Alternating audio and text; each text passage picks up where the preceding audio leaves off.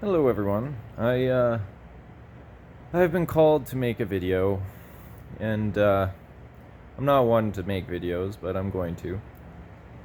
Anyways, I want to touch base on my opinion on how water and blood are related, and how frequency and energy is produced within the human body, and how we can amplify it and be just healthier in general because of it.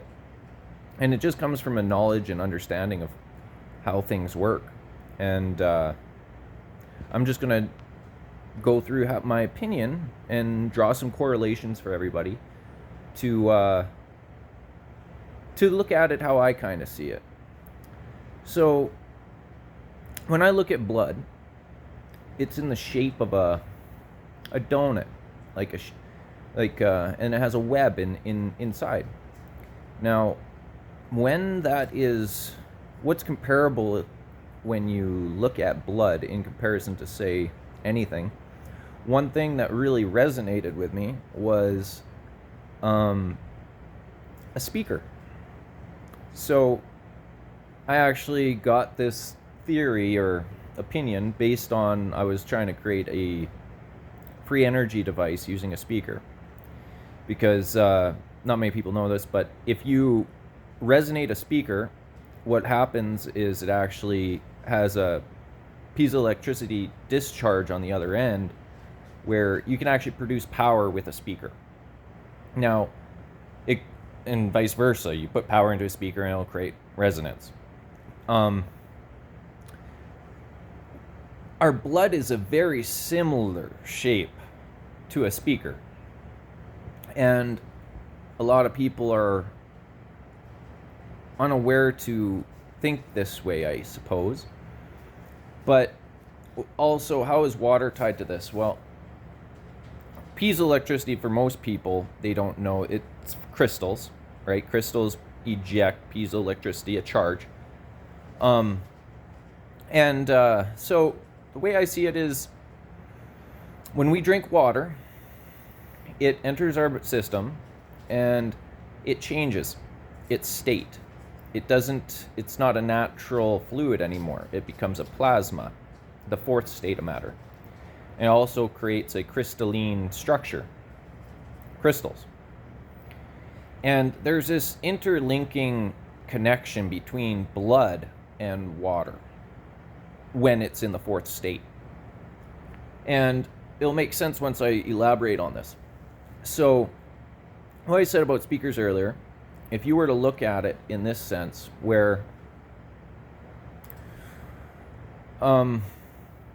let's just say you get a good feeling, or you're listening to good music or something of that, and it resonates with your blood.